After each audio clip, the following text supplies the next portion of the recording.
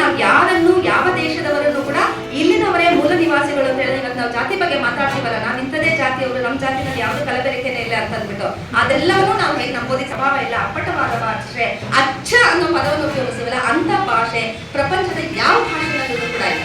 ನೀವು ಯಾವ ಭಾಷೆಯನ್ನೇ ತೆಗೆದುಕೊಂಡು ನೋಡಿದ್ರು ಕೂಡ ಅದರಲ್ಲಿ ಇನ್ನೊಂದು ಭಾಷೆಯ ಪ್ರಭಾವ ಖಂಡಿತವಾಗ್ಲೂ ಇದ್ದೇ ಇರುತ್ತೆ. ಹೀಗೆ ದ್ರಾವಿಡ ಜನ, ನಾನು ಹರಪ್ಪ ಮೊಹೆಂಜೋದಾರದಿಂದ ಇಲ್ಲಿ ಮತ್ತೆ ಅಲ್ಲಿ ಹಿಂದಕ್ಕೆ ಬರ್ತಾ ಇದ್ದೀನಿ. ಈ ಹರಪ್ಪ ಮೊಹೆಂಜೋದಾರದಲ್ಲಿದ್ದಂಥ ಜನ ಇರಾನಿಯನ್ನರು ಅಂತ ಅನ್ನಿಸಿಕೊಳ್ಳುವಂತಹ ಆರ್ಯರು ಉತ್ತರದ ಕಡೆಗೆ ಬರ್ತಾ ಇದ್ದಂತೆನೆ ಅವರ ನಡುವೆ ಸಂಘರ್ಷವಾಗಿರ್ಬೋದು, ಅಥವಾ ಅವ್ರು ನಮ್ಮನ್ನು ಕೂಡ ಇದು ಬೇಡ ಅಂತ ತಿಳಿಸ್ಬೋದು. ಬಹಳ ಪ್ರಮುಖವಾಗಿ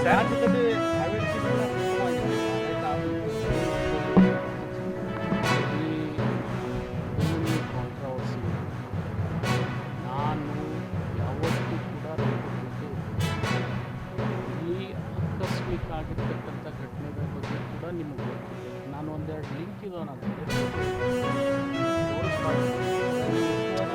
ನೋಡಿ, ಉಸ್ತುವಾರಿಗೆ ಅದಕ್ಕೆ ಏನು ಸಂಬಂಧ ಇಲ್ಲ.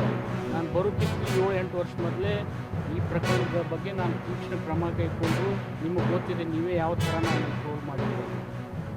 ಆ ವಿಚಾರ ಮಾಡಬಾರ್ದು. ಇದರಲ್ಲಿ ಮೊದಲಿನ ಹಿಡಿದು ನಿಮ್ಮ ಜಿಲ್ಲೆಯಲ್ಲಿ ನೋಡಿ, ಪಾಪ ಅವ್ರಿಗೂ ಗೊತ್ತಿಲ್ಲ. ನನಗೆ ಹೆಚ್ಚು ಅವರೇ ಹೇಳಿ ನೋಡಿ, ನಿಮಗೂ ಗೊತ್ತಿದೆ ನಾನೇನು ಪ್ರಯತ್ನ ಮಾಡಿದ್ದೀನಿ.